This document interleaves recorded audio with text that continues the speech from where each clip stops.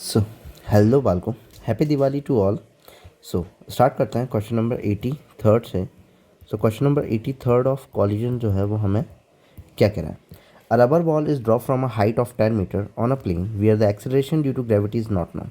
अपने लिए acceleration of gravity जो है वो नोन नहीं है।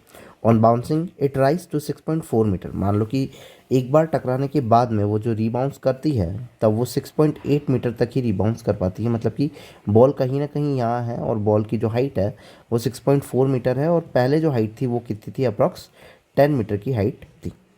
Now the ball lost its velocity on bouncing by factor of. मतलब कि वेलोसिटी निकालनी है कि कितने फैक्टर से वेलोसिटी जो है वो कम हो गई है।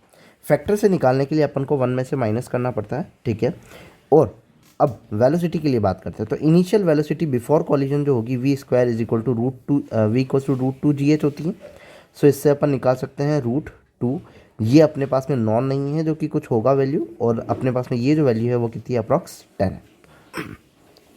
नाउ अब ये बिफोर कॉलिजन हो गई। वेलोसिटी आफ्टर कॉलिजन की अगर बात करूं कि कॉलिजन के बाद जो हो गई होगी वो कितनी हो गई होगी, सो फिर से √2 इंटू जी हमें नॉन नहीं है और ये हो जाएगा 6.4।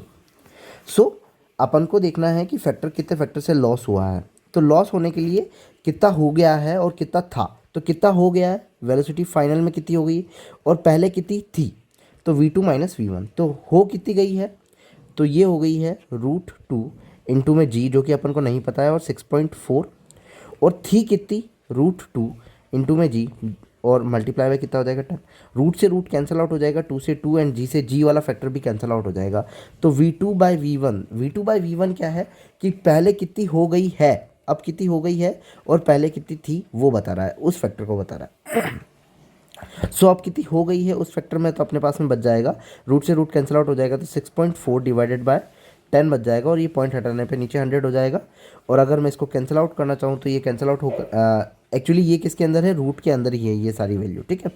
क्योंकि ये √2 से √2 कैंसिल आउट हो गया था, रूट जी से रूट जी कैंसिल आउट हो गया था ना, रूट ऑफ 6.4 और ये कैंसिल आउट होंगे तो रूट अंदर बचा हुआ है, तो 64 जो है वो रूट हो जाएगा किसका, अपना 8 हो जाएगा, और 100 का जो रूट है वो कितना हो जाएगा 10।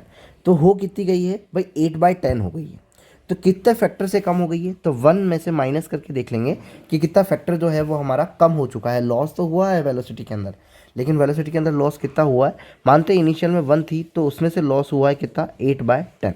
तो कितना लॉस हुआ है, 10 अपॉन में ये हो जाएगा 10 माइनस 8, तो ये कितना हो जाएगा 2/10, तो ये हो जाएगा 1/5।